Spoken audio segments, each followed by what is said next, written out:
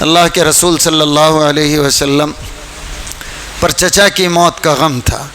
رمضان کے دن تھے، بس شروع ہونے ہی والا تھا رمضان۔ اس وقت تک روزوں کی فرضیت نہیں تھی۔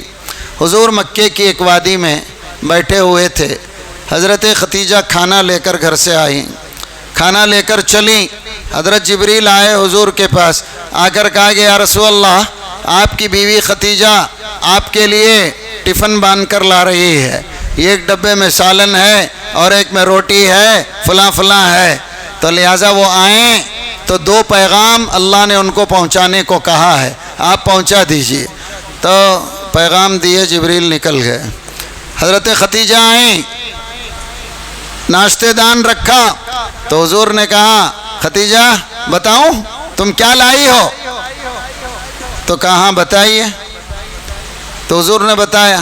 تو حضور نے پوچھا یہ نہیں پوچھو گی کہ مجھے کیسے معلوم، تم گھر سے آ رہی ہو، ابھی تم نے جو ٹفن کھولا بھی نہیں ہے۔ تو حضرت ختیجہ نے مسکرا کر کہا اللہ کے رسول، اللہ نے آپ کو بتایا ہوگا، اللہ نے آپ کو بتایا ہوگا۔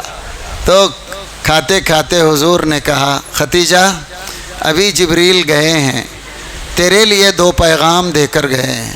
حضرت ختیجہ نے کہا یا رسول اللہ، آپ اللہ کے رسول ہیں، آپ کے پاس وہ اللہ کا پیغام لے کر آتے ہیں، میرے لیے بھلا کیا پیغام ہے، میرے لیے بھلا کیا پیغام ہے؟ نہیں ختیجہ، تیرے لیے 2 پیغام ہیں۔ ام المومنین خدیجہ الکبریٰ نے پوچھا یا رسول اللہ فرمائیے۔ تو کہا ختیجہ عرش کے مالک نے تیرا نام لے کر تجھے سلام کہا ہے۔ اللہ، حضرت ختیجہ کی آنکھوں میں آنسو آ گئے۔ پوچھا یا رسول اللہ کیا میرے رب نے میرا نام لیا؟ کہا کہ ہاں، اور دوسرا جنت میں ایک محل ہے جو تیرے لیے بنایا گیا ہے، جس کے حوض اور جس کی دیواریں اور جو ہے اس کی زمین کو ہیرے جواہرات یاقوت اور زمرد سے جوڑ کر بنایا گیا ہے، انتہائی میٹھا پانی ہے، انتہائی خوبصورت محل ہے، یہ تیرے لیے اللہ نے جنت میں بنایا ہے۔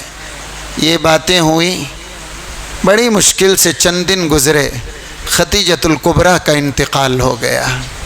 جس دن انتقال ہوا اللہ کے رسول پر غم کا پہاڑ ٹوٹ پڑا۔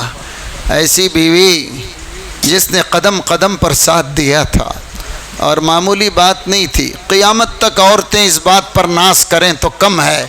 حضور صلی اللہ علیہ وسلم جب نبوت کا تاج پہن کر غار حرا سے گھر آئے، سب سے پہلے جن آنکھوں نے نبوت کے منصب پر اللہ کے رسول کو دیکھا وہ خدیجہ الکبریٰ تھی، وہ خدیجہ الکبریٰ تھی۔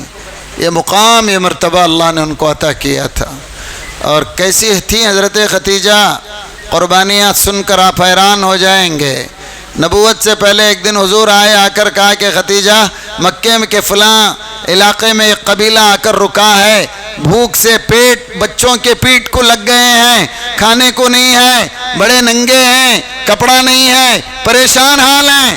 تو حضرت خدیجہ نے پوچھا کہ یا رسول اللہ، اس وقت تو رسول نہیں بنے تھے، تو پوچھا کیا چاہتے ہیں آپ؟ کہا اگر اللہ میرے پاس دولت دیتا تو میں ان غریبوں کی مدد کرتا۔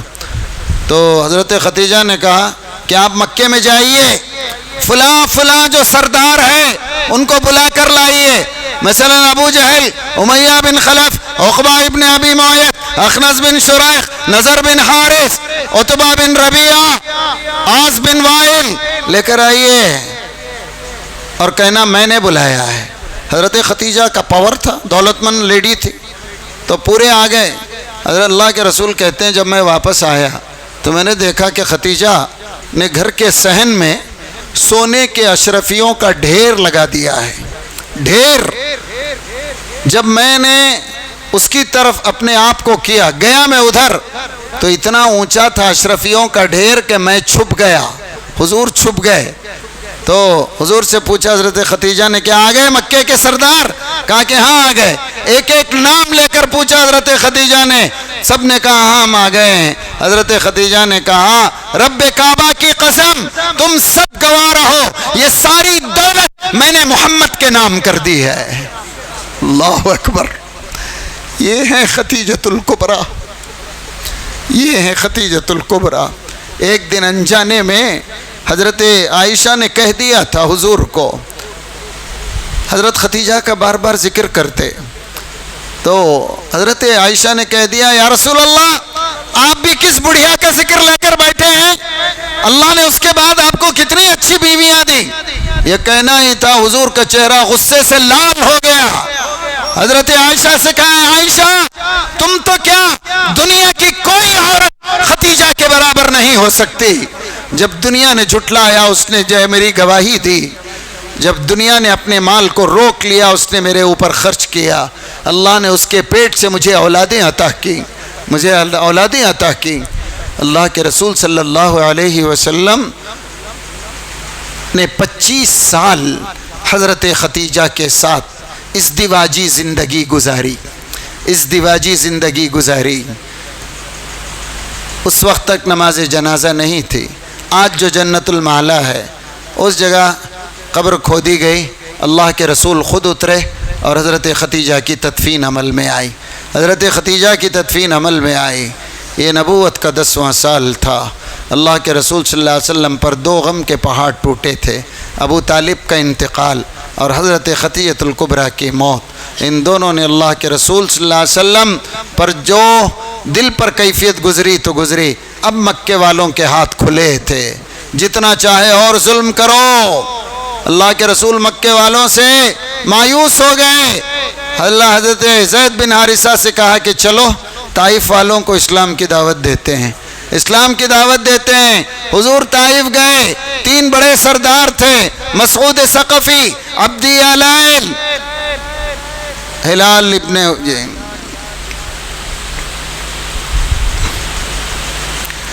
تینوں کو بلایا اور اسلام کی دعوت دی۔ حبیب ابن عوف، مسعود ثقفی، عبدی علائل، تینوں کو اسلام کی دعوت دی۔ تینوں نے قبول تو نہیں کیا۔ ایک نے کہا کہ اگر تو جھوٹا ہے تو میں جھوٹوں سے بات نہیں کرتا۔ دوسرے نے کہا اگر اللہ نے تجھے نبی بنایا ہے تو کعبے کا پردہ پھاڑ رہا ہے۔ تیسرے نے کہا کہ تیرے سوا کوئی اور رسالت کے لیے نہیں ملا کہ اللہ نے تجھ کو بنایا، تیرے ساتھ پورے فقیر مکے کے لگے ہوئے ہیں۔ حضور صلی اللہ علیہ وسلم کا انکار ہی نہیں کیا بلکہ لڑکوں کو پیچھے لگا دیا، جنہوں نے حضور پر پتھر برسائے، آپ پر جسم زخمی ہوا، ایڑیوں سے خون بہا۔